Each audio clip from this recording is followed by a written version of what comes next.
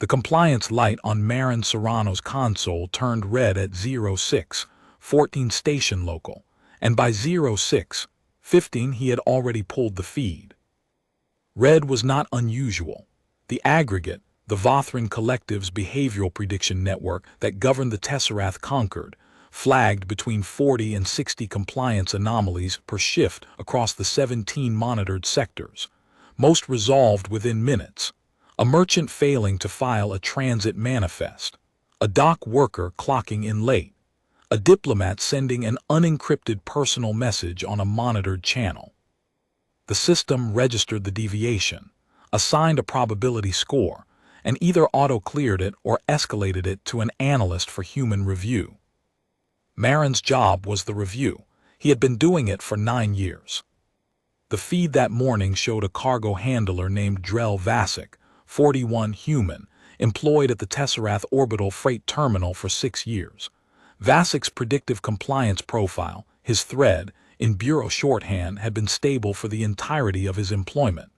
Low deviation scores, regular shift attendance, routine social contacts, the kind of thread that analysts scrolled past on their way to something interesting.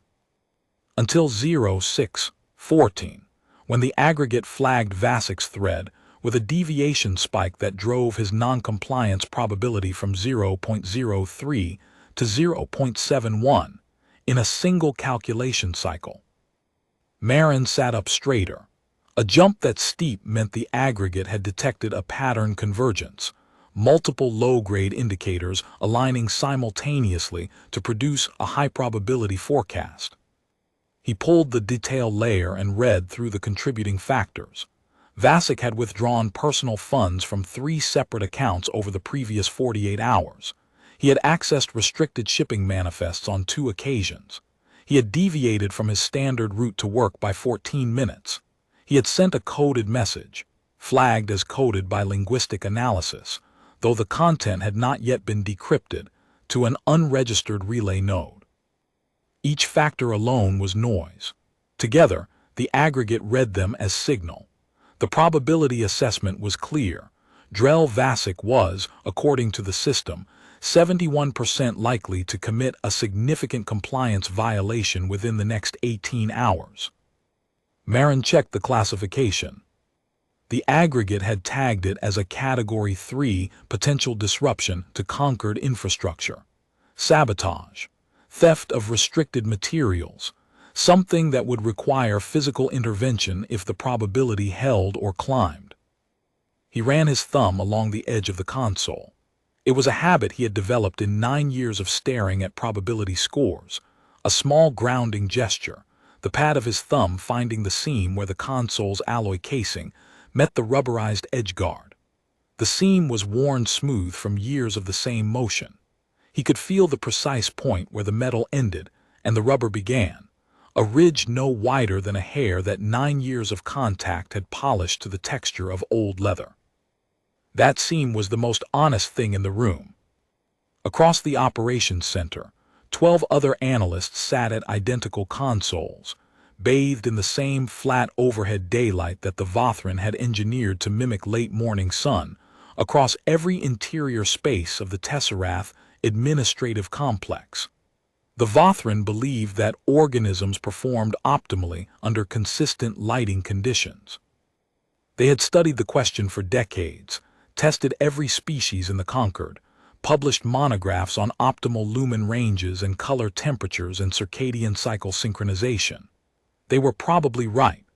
The light was clean and bright and even, falling across the rows of consoles and the analysts' faces without shadow, without gradient, without variation. It caught the alloy casings of the consoles and turned them the same pale silver, caught the edges of the analysts' uniforms, and made them all the same shade of regulation gray. Nothing in this room was allowed to be distinct.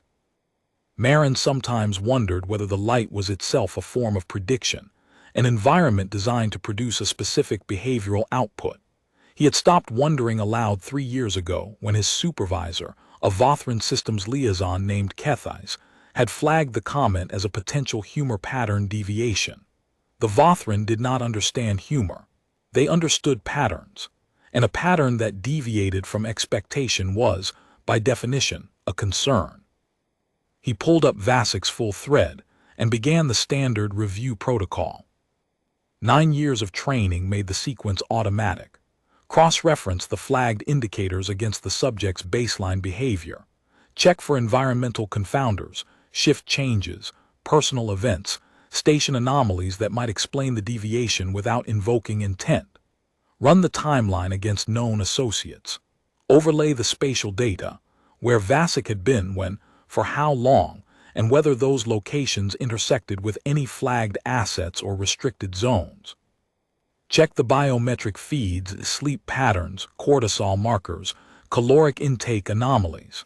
Check the communication logs for frequency, duration, recipient patterns, linguistic markers that the system's natural language processors had cataloged and scored. The review took 40 minutes. Marin was thorough. He had always been thorough. It was why the Bureau had kept him on the aggregate desk for 9 years when most analysts rotated out after 4, burned out by the flat daylight and the relentless feed and the particular psychological weight of deciding, 12 times a day, whether a number on a screen warranted sending a detainment team to a person's workplace or home. He was not the fastest reviewer. He was not the most creative or the most celebrated. He was the one who checked every confounding variable before he signed a recommendation, the one who read the biographical supplements when other analysts skipped them, the one whose thumb found the seam and stayed there while the rest of the room moved on. By 0700, the confounders were eliminated. Vasic's fund withdrawals were from personal accounts with no linked debt or purchase activity, not spending then. Staging. The manifest access correlated with 2 specific cargo containers due for transit in the next 12 hours, both listed as containing industrial solvents bound for a mining operation on Vereth 3. The route deviation placed him within 300 meters of a maintenance access shaft that led to the freight terminal's primary distribution hub, a facility that handled 40% of the station's inbound cargo. The coded message remained undecrypted, but its relay node was associated with a network the Bureau had been monitoring for 8 months. The aggregate's probability had climbed to 0.78. Marin tabbed to the recommendation field. The cursor blinked against the flat white background. 2 options. Escalate, which meant the thread would pass to the Intervention Bureau, and within hours a detainment team would arrive at Vasic's workplace, pull him from his shift, and hold him in a secure facility while investigators attempted to confirm or deny what the aggregate predicted he was planning. Or clear, which meant the thread would return to passive monitoring, and Vasic would continue about his day unaware that every transaction, every step, every message had been read, scored, and weighed against a model of his future self. In 9 years, Marin had escalated 412 threads. He had cleared 6,209. His escalation rate was the lowest on the desk, a fact that his quarterly reviews noted with careful neutrality. The Vothran systems liaisons viewed a low escalation rate the way they viewed any statistical outlier, as a pattern to be monitored, analyzed, and eventually either explained or corrected. His supervisor Kethais had suggested twice that Marin's threshold for escalation might be miscalibrated, a diplomatic Vothran phrasing that meant the system thinks one thing and you think another, and the system has a better track record. Both times, Marin had pointed to his accuracy rate. Of his 412 escalations, 398 had resulted in confirmed violations, a 96.6% confirmation rate, the highest on the desk. Higher than the analysts who escalated 3 times as often. Higher than the aggregate's own baseline accuracy for the same probability ranges. The Vothran had no response to the number. They understood numbers. They understood that 96.6 meant the method, whatever it was, produced superior results by the only metric the Bureau measured. They did not understand the method itself because the method was not a method. It was a habit, a gesture, a thumb running along a seam. It was the pause. Every analyst on the desk processed the same data through the same system and arrived at the same recommendations within the same margin. The aggregate did the heavy calculation, the behavioral modeling, the pattern recognition, the probability weighting that synthesized millions of data points per thread into a single number between 0 and 1. The human role was, in theory, a formality, a compliance check, a jurisdictional requirement mandated by the Concord's founding charter, which specified that no predictive enforcement action could be taken against a sentient being without review by a member of the subject's own species. The charter called it the Sovereignty Clause. The Bureau called it the rubber stamp. Marin called it the seam, the place where the system's certainty met the analyst's doubt. The exact point where the aggregate's probability calculation, clean, precise, statistically robust, backed by 2 centuries of Vothran computational architecture, touched the thing it could not measure, whether the person on the other end of the thread was actually going to do what the numbers said they would do, whether the future the system had modeled was the future that would arrive. Every analyst hit that seam. Most of them did not pause there. They read the probability, checked the confounders, noted the classification, and submitted. The system was right the vast majority of the time. Pausing was not efficient. Pausing did not improve your metrics. Pausing, by the Bureau's own performance standards, was itself a deviation, a pattern anomaly in the analyst's workflow that the system quietly flagged and quietly filed. Marin paused. Not because he doubted the aggregate. The system was, by any honest assessment, extraordinary. The Vothran had built it over 2 centuries, a behavioral prediction network that synthesized biometric data, financial records, communication logs, spatial tracking, social network analysis, and linguistic pattern recognition into a single real-time probability model covering every sentient being within the Concord's 17 sectors. It predicted compliance violations with a baseline accuracy of 89.2% across all species. For humans, whose behavioral patterns the system had been specifically calibrated to read, the accuracy rate was 93.7%. He paused because the numbers, no matter how accurate, were about a future that had not happened yet. 0.78 meant Drell Vasic would probably commit a compliance violation. Not that he had, not that he was committing one now, that he would. Somewhere between the present moment and a moment that did not yet exist, the aggregate had planted a flag and declared, "Here, this is where the deviation happens. This is where the person becomes the prediction." And the distance between would and had was, in Marin's experience, exactly the width of a human decision that the aggregate could not see.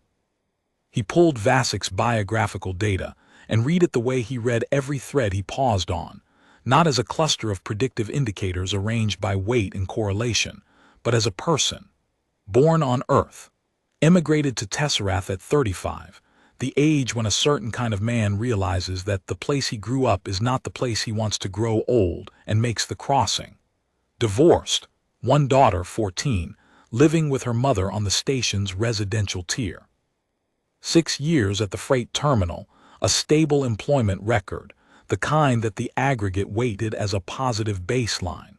No disciplinary record. No flagged associates prior to the coded message relay.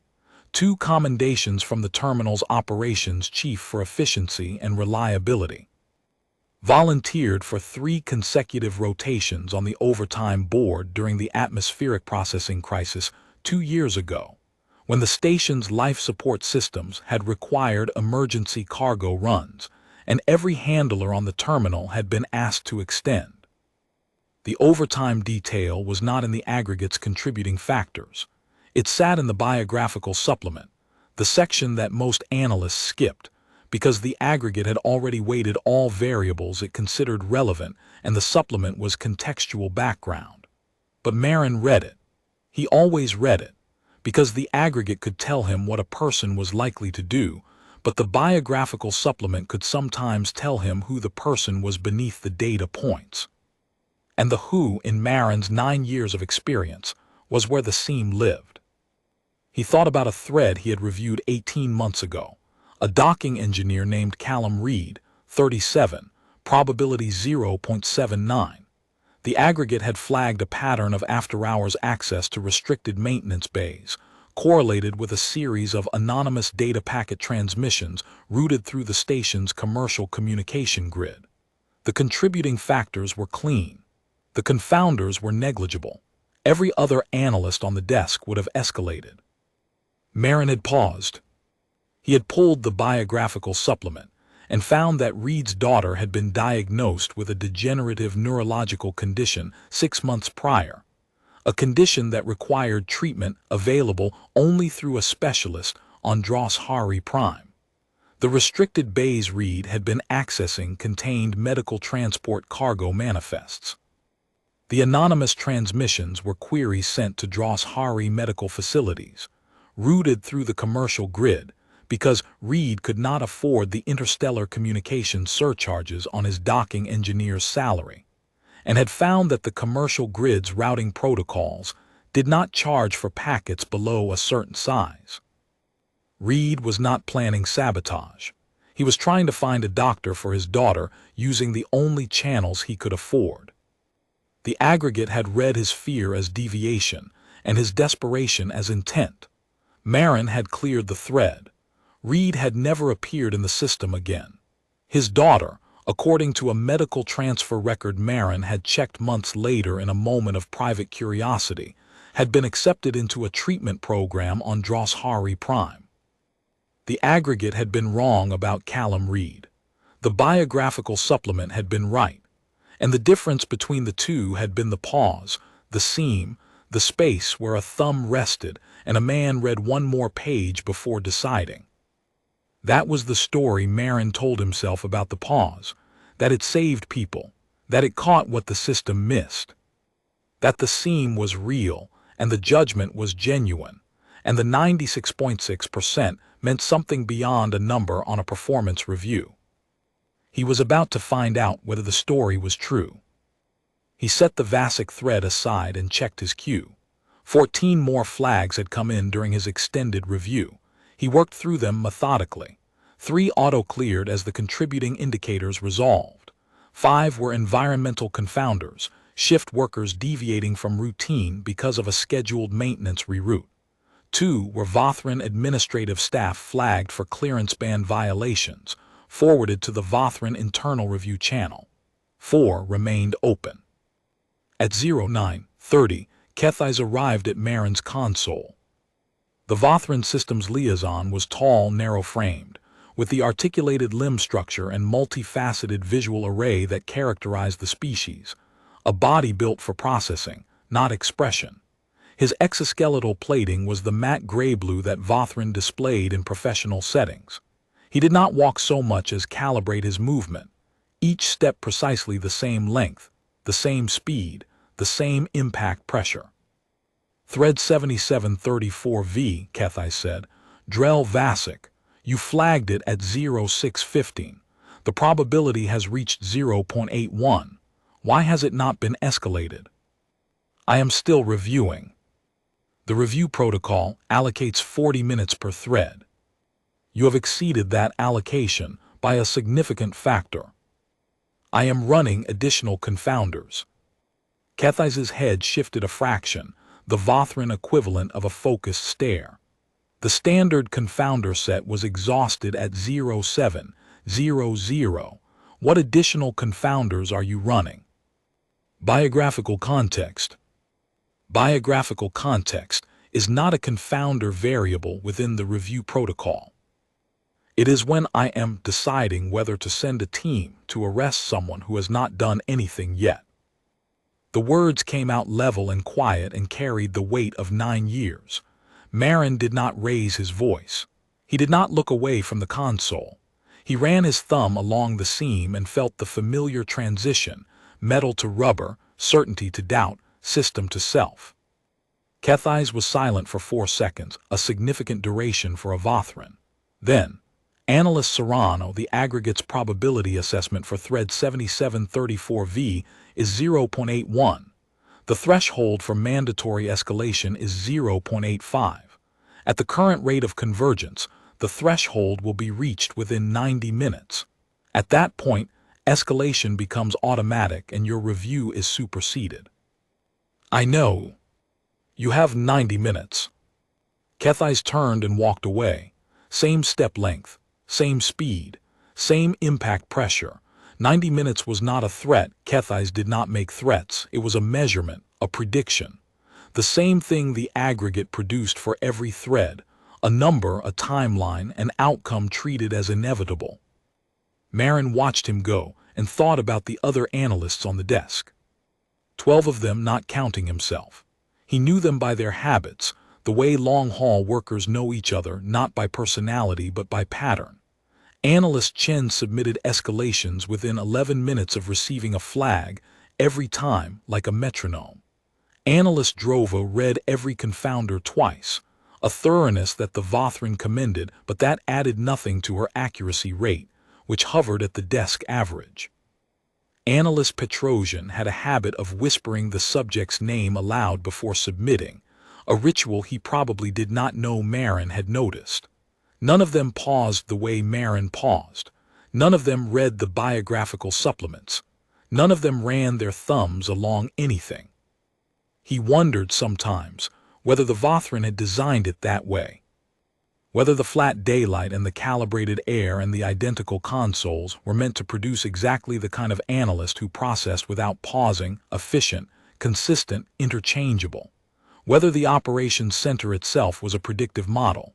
Given these inputs, light, temperature, workflow metrics, the output would be 13 humans who behaved, for all practical purposes, like components of the aggregate itself, extensions of the system. Organic modules that performed the one function the system could not perform for itself, the function of being human, of having a species peer stamp, of providing the sovereignty clause its mandated legitimacy. If that was the design, it had worked on 12 of the 13. The 13th had developed a habit involving a seam and a thumb and a pause that the system could not eliminate because the system could not see it. The pause existed in the space between the screen and the decision, and that space did not have a sensor. 78 minutes left. The number sat in his awareness the way all the numbers sat, precise, implacable, counting toward an outcome the system had already determined. Marin had spent 9 years inside countdowns like this one. 90 minutes was not long. It was not short. It was exactly the amount of time the aggregate's convergence models predicted it would take for Vasic's contributing factors to accumulate enough additional weight to push the probability past the mandatory threshold. The system had calculated the countdown the way it calculated everything, with mathematical certainty, treating the future as a solved equation that merely required time to finish resolving. Marin stared at the blinking cursor. 90 minutes. He pulled up the coded message again. Linguistic analysis had flagged it as encoded but had not cracked the cipher.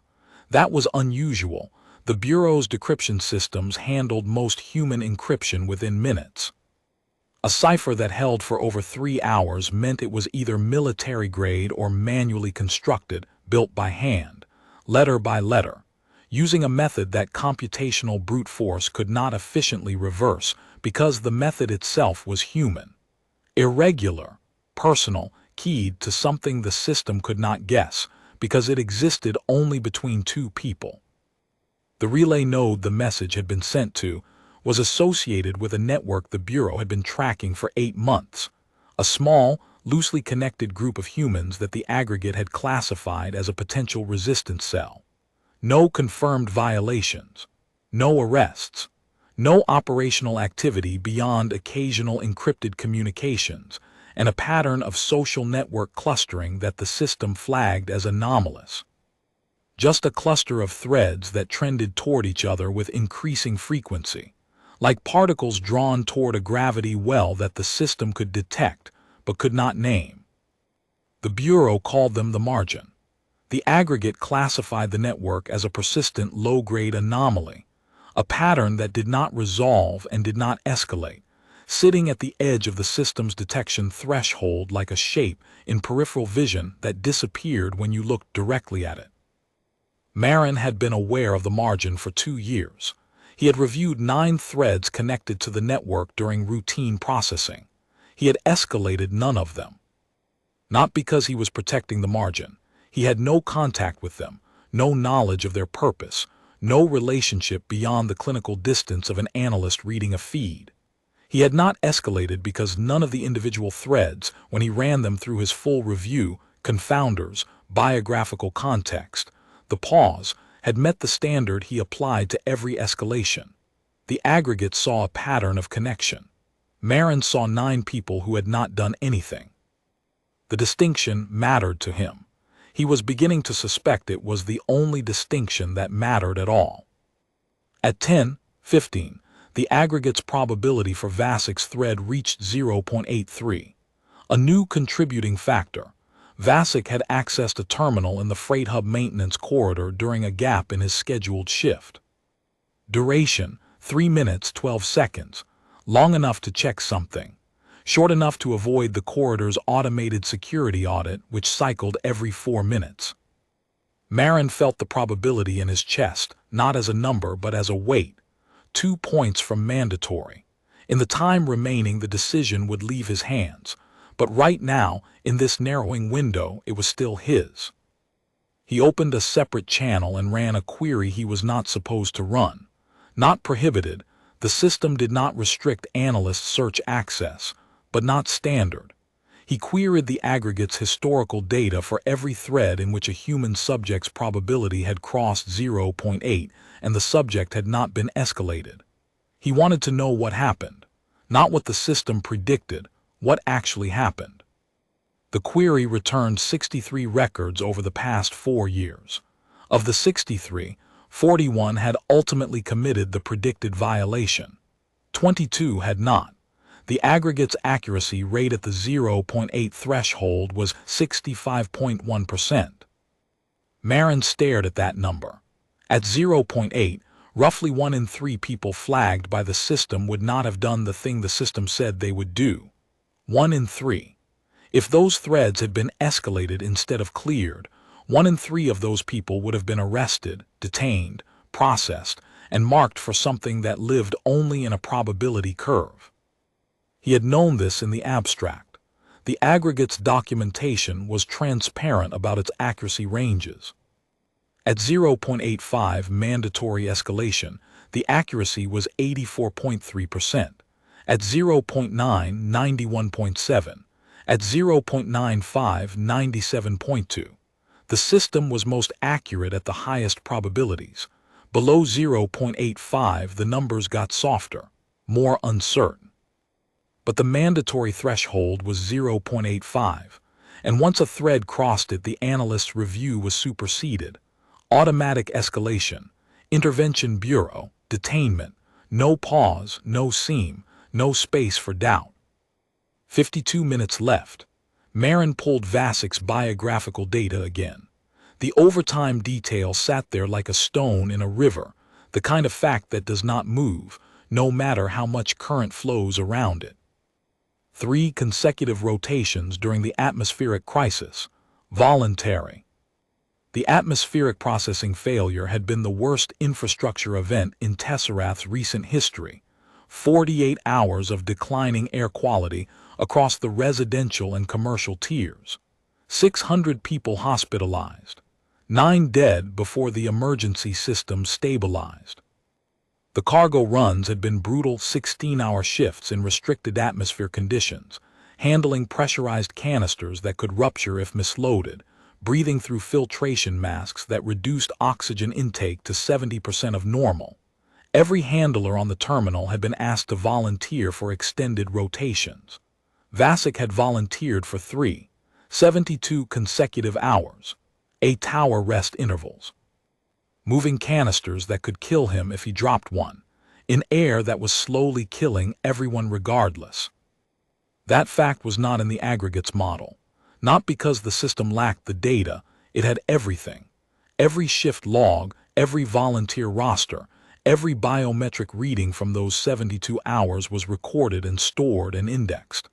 The data existed. It was not weighted because the aggregate's predictive architecture did not assign value to acts of voluntary sacrifice. The system modeled future behavior based on deviation from baseline patterns. What a person had already done, the choices made when the cost was real and the outcome uncertain, was historical data. Background settled. A man who had spent 72 hours carrying pressurized canisters in failing air to keep 600 strangers alive was now 83% likely to sabotage the infrastructure he had nearly died to save. The numbers did not contradict each other. The aggregate could hold both facts without dissonance because it did not experience dissonance. It experienced probability, and probability was not a story. It was not a life with weight and direction and a set of choices that accumulated into something that could be called character. It was a score. At 10:42, the probability reached 0.84, 1 point from mandatory. Marin opened the recommendation field. The cursor blinked. He began to type standard escalation language. Thread 7734V, subject Drell Vasic, probability 0.84, contributing factors consistent with Category 3 compliance violation, recommended for Intervention Bureau action. He stopped. His thumb found the seam. He selected the text and deleted every word. He opened a new query, the Enforcement Outcome Database.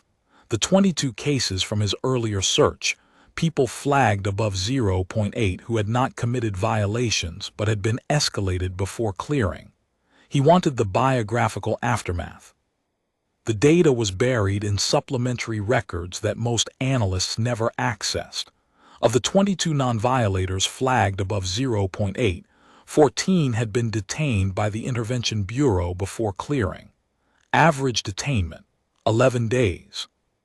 Of those 14, 9 had lost employment during or after detainment, terminated for absence, or for the security flag notation that detainment placed on their records, or for the institutional reflex that treated a cleared detainment the same as a conviction. 6 had been separated from dependents, children placed in temporary custody with Vothran Family Services. Spouses relocated to separate housing blocks under protocols that theoretically expired upon clearance, but practically followed them into every background check and housing application for years. 3 had been permanently relocated to different sectors under mobility restrictions. One entry stopped him cold. A woman named Sirakas, transit coordinator. Probability 0.82. Flagged for communication with an unregistered freight network, detained 23 days, cleared of all suspicion, returned to her position, resigned within a month. Her biographical supplement noted that her daughter, 7 years old at the time, had been placed in temporary custody with Vothran Family Services for the duration. The supplementary file contained one additional note, added by a Vothran administrative officer in the standard notation format. Dependent exhibited behavioral regression during custody period. Sleep pattern disruption. Appetite reduction. Assigned to standard recovery protocol upon parental reunion. The language was clinical. The content was a child who stopped sleeping and stopped eating because her mother had been taken away by people who moved with calibrated steps and spoke in probability scores.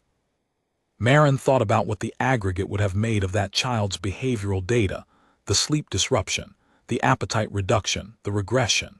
It would have flagged the patterns as deviations. It would have assigned a probability. It would have treated the child's grief as data, and the data would have been accurate, and the accuracy would have meant nothing at all, because grief is not a deviation. Grief is what happens when the system removes the person who keeps you whole and calls the removal a resolved case. He scrolled through the other entries. A maintenance technician detained for 9 days, cleared, returned to work, and discovered that his apartment had been reassigned during his absence under a housing efficiency protocol that treated unoccupied units as available inventory. He had spent 3 weeks in temporary housing before the reassignment was reversed.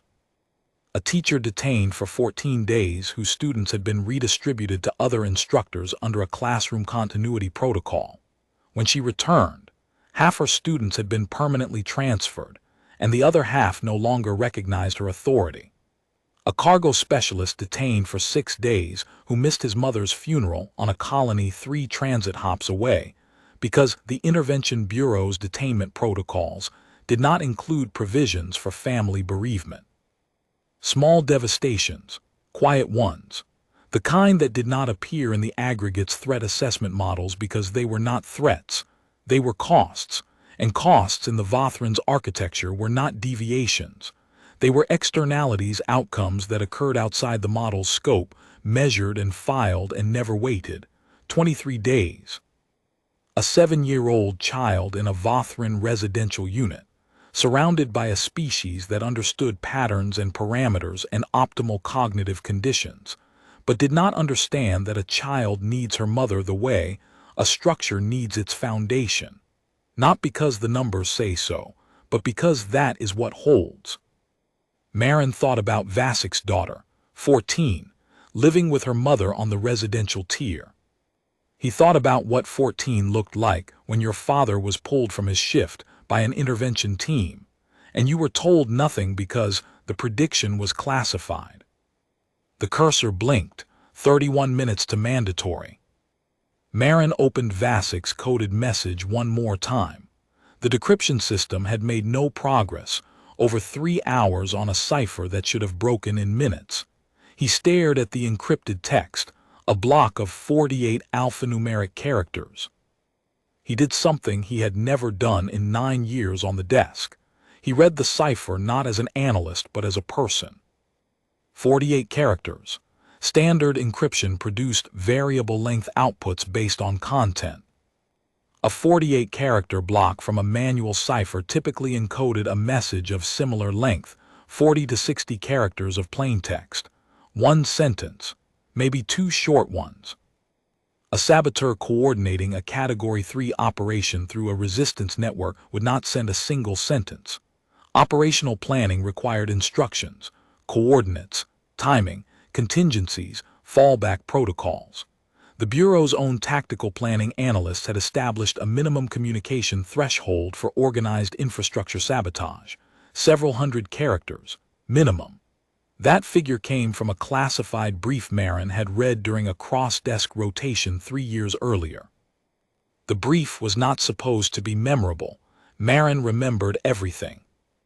That was part of why the pause worked, and part of why it was about to stop working the way the system intended. 48 characters, 1 sentence, sent to a network that the aggregate classified as a persistent anomaly but had never confirmed as a threat. Marin sat very still. The operations center hummed around him, the flat daylight, the 12 consoles, the measured Vothran footsteps. He understood what the coded message was. Not what it said, he could not decrypt it and did not try, but what it was. A single sentence sent through a careful channel to people who existed at the margin of the system's vision, not an operational directive, a message. The kind of message a person sends when they need to say something to someone, and the only safe way is to make it unreadable to everyone else. Maybe it was a warning. Maybe it was a question. Maybe it was the kind of thing a man sends to people he trusts when the system that watches everything has left no space for trust to exist openly. He did not know what Vasik needed to say. He knew only that the aggregate had read a single sentence and a series of financial movements and a deviated route and a 3-minute terminal access, and had built from those fragments a story about sabotage. And the story might be right. 65% of the time at this threshold, the story was right.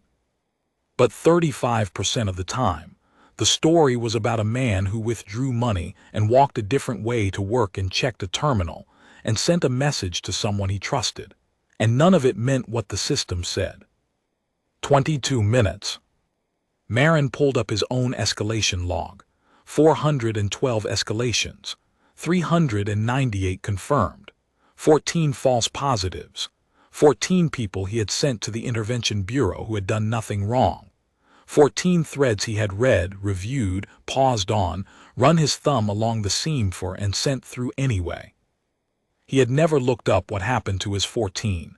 Never. In 9 years, not once. The system did not encourage retrospective review. The protocols directed analysts to assess current threads, not revisit closed ones. The past was settled data, and Marin had complied the way he complied with everything, the way his thumb found the seam but his hand always, eventually, pressed submit. He looked now. Employment termination, 4 cases. Sector reassignment, 3. Custody transfer of minor dependents, 2. Medical notes flagged as detainment-related, 6. Chronic anxiety diagnosis, 3. Relationship dissolution, 2. 1 suicide. An engineer named Tomas Breck, 44. Probability 0.87. Flagged for a communication pattern with an unregistered technical network. Detained 19 days. Cleared of all charges. Returned to his position at the station's Environmental Systems Division. Found dead in his quarters on the lower residential tier, 8 months after clearance. Marin read the entry. He read it again, 3 years ago. He had processed the escalation himself. He remembered the thread, the detail layer, the confounders, the probability solid at 0.87. He had paused. He had run his thumb along the seam. He had spent extra time on the biographical data and found nothing that changed the math. And he had escalated because the number was above threshold and the confounders were clean, and that was the job. Tomas Breck had done nothing wrong. The aggregate had been wrong, part of the 6.3% margin that the system acknowledged in its documentation, and that the Bureau treated as an acceptable cost of doing business. Marin had sent the thread through, and a man had been detained for 19 days and cleared and returned, and 8 months later, a man was dead.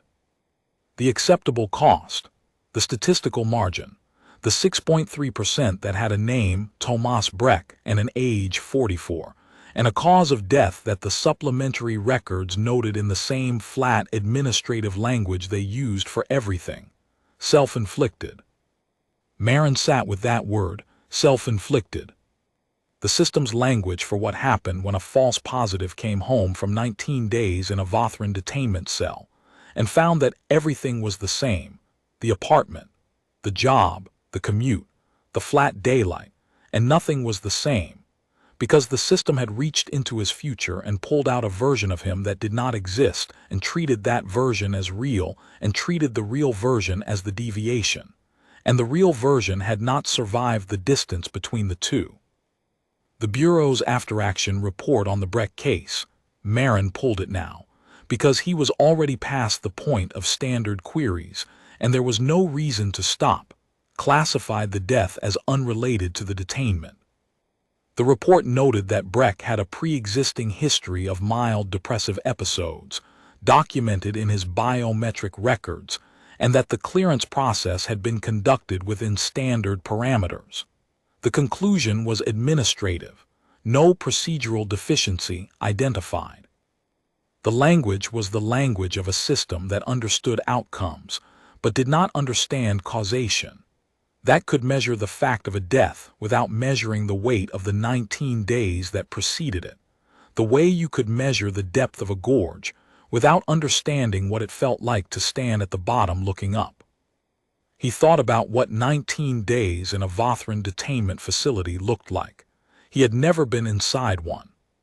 He had seen the specifications in the Bureau's operational manual: standardized cells, calibrated lighting, regulated nutrition, monitored biometrics. The Vothran did not mistreat detainees. Mistreatment was a deviation from optimal outcomes. They simply held them in precise conditions, while investigators worked through the aggregate's probability assessment and either confirmed or denied the predicted violation. The conditions were humane by every measurable standard. The food was adequate. The light was consistent. The temperature was controlled. But the cell was still a cell, and the reason for being in it was still a number that a system had assigned to a future that never happened. And the knowledge that you were there not because of what you had done, but because of what a machine predicted you would do, that knowledge had a weight that no biometric sensor could measure and no performance metric could capture. Thomas Breck had carried that weight for 8 months. It had been enough. The cursor blinked, 0.84, 16 minutes. Marin closed the escalation log. He closed every window except Vasik's thread, and he thought about the seam.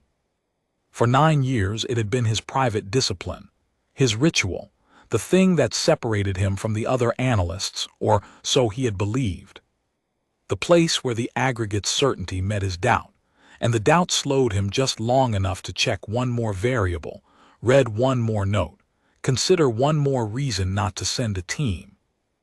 He had needed to believe the pause meant something, that it made his 412 escalations different from automatic ones. That 96.6% proved it was working. But the pause had not saved Thomas Breck. The pause had not prevented the 14 false positives, had not kept 9 people in their jobs, had not kept families together, had not kept a 44-year-old engineer alive. The pause was not a check on the system, it was the system's alibi. The sovereignty clause required a human reviewer so that every predictive enforcement action could carry the weight of species peer authorization. A human reviewed it. A human approved it. Therefore the system had a conscience. That was the narrative. That was the architecture's justification. 13 analysts sitting in engineered daylight, running their thumbs along their seams, believing they were exercising judgment while the system used their presence to legitimize outcomes it had already determined. Marin's conscience had been performing the same function as the aggregate, reading the data, processing the variables, arriving at the same conclusion the system had already reached, calling it judgment, calling it the seam, calling it the pause. 12 minutes. He tabbed to the recommendation field. The cursor blinked against the white. He typed, thread 7734 VCLEARED. Insufficient evidence of intent. Probability assessment reflects pattern convergence consistent with multiple NON violation interpretations. Biographical context inconsistent with threat profile. Returning to passive monitoring. Analyst override authorized under Sovereignty Clause Section 12, Subsection 4, Review Discretion. 9 years of compliance, 412 escalations, the highest confirmation rate on the desk, a career built on the belief that the seam was real and the pause was meaningful. He pressed submit. The sound the key made was the same sound it always made, a soft mechanical click, damped by the rubber membrane beneath the keycap. He had heard that sound 6,621 times over 9 years. Every time it had meant the same thing. A decision had been made, a thread had been resolved, the system had been served. This time the sound was identical. The mechanism did not know the difference between an escalation and an override, between compliance and refusal. The key did not care. The sound was the same. But Marin's hands were not the same. He could feel the adrenaline in his fingertips, a faint tremor barely visible, the body's ancient response to a decision that could not be undone.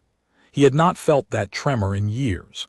He had not felt it on any of his 412 escalations, because escalations were the expected output.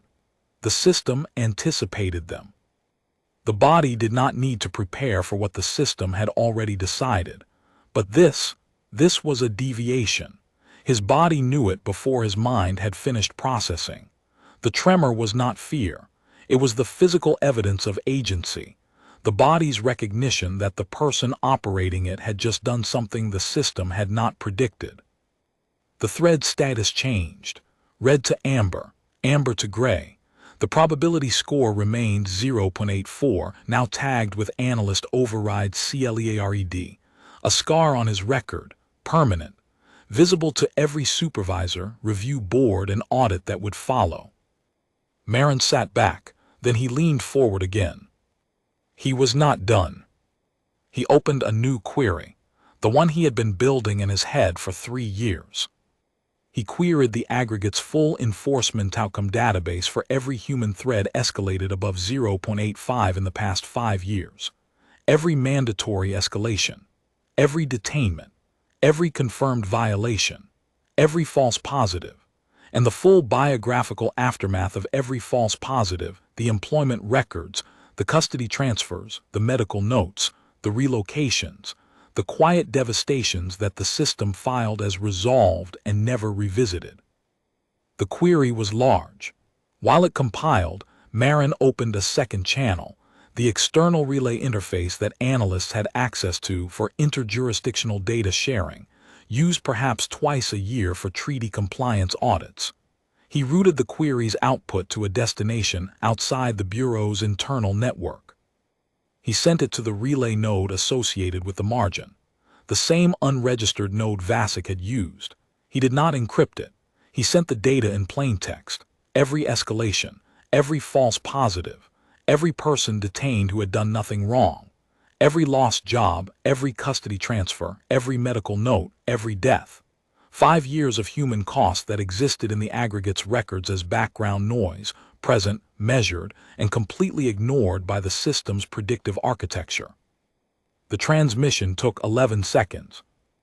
Marin closed the channel. He placed his hands flat on the console, palms down, fingers spread. His thumb found the seam one last time, not a pause, not a ritual, a farewell. He thought about what would happen next. The aggregate would flag the transmission within seconds.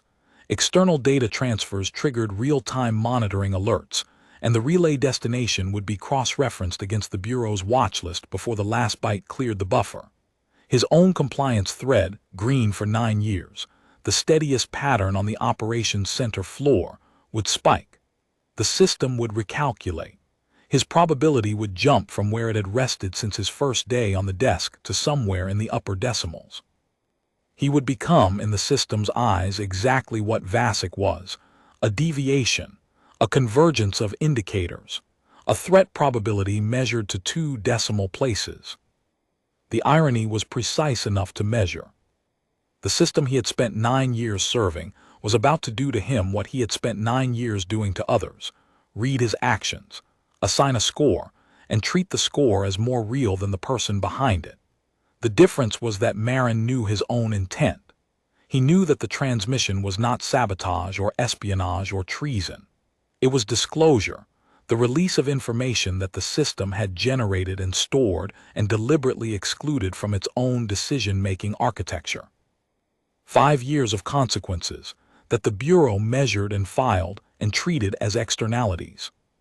But the system would not read intent, it would read pattern.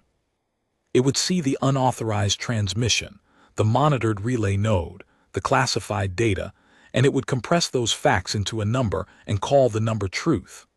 There would be no biographical supplement for Marin Serrano that an analyst would pause on. There would be no seam, no sovereignty clause review where a species peer might read one more page and find one more reason to hesitate. He was the species peer reviewer, and the system would process him the way it processed everyone who crossed from compliant to deviant. Automatically, without doubt, without the gesture of a thumb on a ridge of rubber that the system could not see. He accepted it, had accepted it from the moment his finger hovered above the submit key on Vasic's clearance.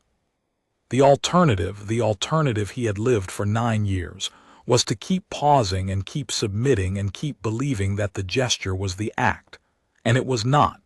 The pause was a ritual. The transmission was a decision. And the difference was the difference between touching the seam and crossing it. Behind him, Kethise's footsteps approached. Same length, same speed, same impact pressure. Analyst Serrano, your console has registered an unauthorized external transmission. Yes. The content appears to be the Bureau's full enforcement outcome dataset for the past 5 years. That is correct. You transmitted classified enforcement data, to an unregistered relay node associated with a monitored network. Also correct. Kethais was silent for 6 seconds, the longest silence Marin had ever measured from the Vothran in 9 years. His multifaceted visual array cycled through 3 distinct focal patterns, examining the event from every angle available to a species that did not have the architecture for confusion but had something adjacent, recalculation that could not resolve. Your compliance thread has been updated. Your non-compliance probability is now 0.99. I would have been disappointed with anything less. Marin did not turn around immediately. He looked at the console, the screen, the gray thread, the Analyst override tag. He looked at the seam, the worn strip where alloy met rubber, polished by 9 years of a thumb seeking the place where certainty ended. Then he stood. He placed his hands in his pockets, a civilian gesture in a room full of compliance architecture, and turned to face Kethais. The Vothran held no anger, no shock. His multifaceted eyes held recalculation, processing the event as a deviation to be classified, scored, and incorporated into future models. You understand that the Intervention Bureau has been notified. I do. You understand that your thread will be processed under mandatory escalation protocols. I do. Then you understand that I am required to ask, why? Marin looked past Kethais at the operations center, the flat daylight, the consoles, the 12 analysts who had stopped working and were watching him. 12 faces turned his way with expressions that ranged from confusion to something quieter, something that looked like the breath before recognition. Analyst Petrosian's lips were moving slightly, whispering, the way he did before every submission, except this time he was not looking at his screen. He was looking at Marin. Analyst Chen sat perfectly still, her hands flat on her console in an unconscious mirror of the posture Marin had held moments before. Analyst Drova had removed her hands from her keyboard entirely and placed them in her lap, a gesture Marin had never seen from her in 9 years. They were not afraid. They were not angry. They were recalibrating, the way structures recalibrate when a load shifts, when a force that has been constant for years changes direction or magnitude or point of application. The room was adjusting to the fact that one of the 13 components had stopped being a component. Marin did not know whether any of them would follow. That was not the point.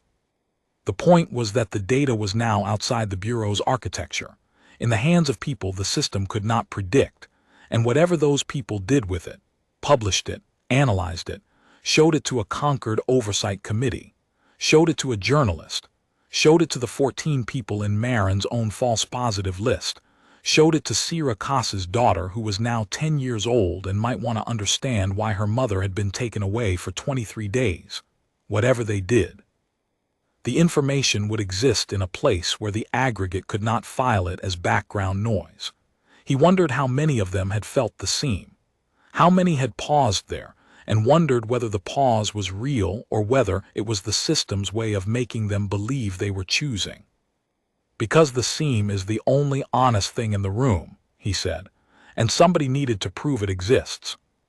Kethais processed this for 4 seconds. That is not a recognized compliance rationale. No, it is not. Marin walked toward the operations center door. Not quickly, not slowly, at his own pace, which the aggregate had measured 10,000 times and was now measuring for the last time as a compliant pattern. The flat daylight followed him evenly, without shadow, without variation.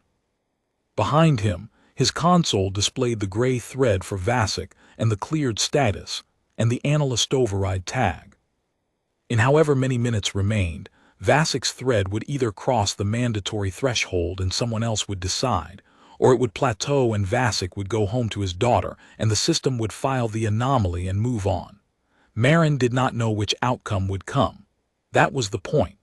That was the entire point, the foundation of the act he had just committed, the thing that made it not a protest or a philosophy but a structural truth. The system claimed to know the future. Marin had spent 9 years pretending to verify what the system already believed. Today he had stopped pretending and started asking whether the system had the right to claim a future that belonged to the people living it. The door opened onto a corridor lit by the same engineered daylight. Beyond the corridor, the Tesseract administrative complex stretched in clean, measured lines. A station designed by a species that believed prediction was governance and governance was the elimination of uncertainty and uncertainty was the enemy of optimal outcomes. Somewhere in that architecture, the aggregate was already recalculating, already adjusting its models, already filing Marin's deviation as a data point that would be used to predict the next analyst who paused too long, who read too many biographical supplements, who ran too many queries that fell outside the standard review protocol. He hoped it could see them coming. He hoped the model would flag every analyst who lingered at the seam, who felt the transition from metal to rubber and wondered what it meant. Because every one of those analysts, sitting at their consoles under flat daylight, touching the boundary without knowing they were touching it, was proof that the system could not predict everything. That between the score and the future there was a space, narrow, worn smooth, no wider than the ridge between an alloy casing and a rubber edge guard, where something the aggregate had no variable for lived. Not rebellion, not protest, not sabotage. Doubt. The most human thing in the room. The thing the system needed to exist in order to legitimize its predictions, and the thing that would, eventually, if it was honest enough and patient enough and stubborn enough, dismantle the predictions from the inside. He did not know what the margin would do with the data. He did not know whether they were activists or archivists or engineers or parents or some combination that the aggregate's network classification protocols could not categorize. He knew only that they existed at the edge of the system's vision, in the space where prediction lost its confidence and probability softened into uncertainty, and that they had been there long enough to build a cipher the Bureau could not crack, and a network the aggregate could not resolve. They had been patient. They had been careful. And now they had 5 years of evidence that the system's own records contained the proof of its failures, not the failures of prediction, which the system acknowledged and optimized against, but the failures of consequence, which the system filed and forgot. What they did with that evidence was their future to decide, not the aggregates, not the bureaus, not Marin's. That was the point of the transmission, not to dictate an outcome, but to ensure that the information existed in a place where someone other than the system could decide what it meant. Marin walked down the corridor. The daylight was the same everywhere. It did not change because he was walking away from 9 years of obedience. It did not change because a man had sent 11 seconds of plaintext through a relay node and turned a career into an act and an act into evidence. The light was flat and clean and bright, and it treated his departure exactly the way it had treated his arrival 9 years ago as a pattern within normal parameters. But the seam stayed with him. The worn strip where alloy met rubber, where the system ended and the hand began, honest, physical, unchanged by the system that had built around it. The precise point where obedience ended, and the thing the aggregate could not predict, because it did not have a variable for a man who chose to stop being the alibi and start being the proof, began.